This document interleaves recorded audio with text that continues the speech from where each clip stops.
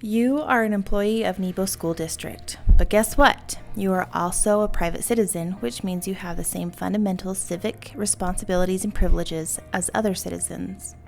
On your own time, you may seek and hold public office, campaign for and support other candidates for public office, and support ballot propositions. However, you must keep these activities limited to your own private time and your own private money. Utah law places certain restrictions on the use of public resources for political purposes. Those restrictions are laid out in Administrative Directive 5.6, Employee Participation in Political Activities, which is available through your supervisor. This training video is meant to instruct you on some of the most important parts of that directive.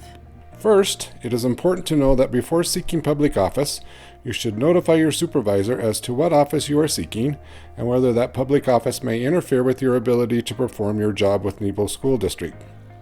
If you are then elected or appointed, you must meet with the superintendent or designee and agree upon the modified terms and conditions of your Nebo employment to permit you to serve in that public office. Also, it is against the law to use public funds to try to influence people to vote a certain way in an election, or even to try to get people not to vote at all. In fact, a public official who violates this part of the law has committed a crime and may be charged with a Class B misdemeanor. That means you may not use school or district resources such as equipment, electronic resources, facilities, office supplies, vehicles, or any other resource for political purposes. Keep in mind that the law does permit the superintendent to use public resources to provide factual information about a ballot proposition such as a bond. You will see this type of information presented as part of the bond process. While these informative presentations are allowed, employees may not use district resources to try to influence the outcome of the election. Another exception is that the superintendent may issue a brief statement on the district's official position on a ballot proposition and the reason for that statement. However, this exception doesn't allow individual employees to use district resources to present their own individual positions. Perhaps the most important thing to get out of this video is that you may not use your Nebo EDU email address for political purposes, which means you can't send or forward emails from that email address to advocate for a particular candidate or ballot proposition. This is a new Utah law passed in 2017. Employees who violate this law may be fined $250 for the first email and $1,000 for every additional email sent. These fines come from the election authority, not the district.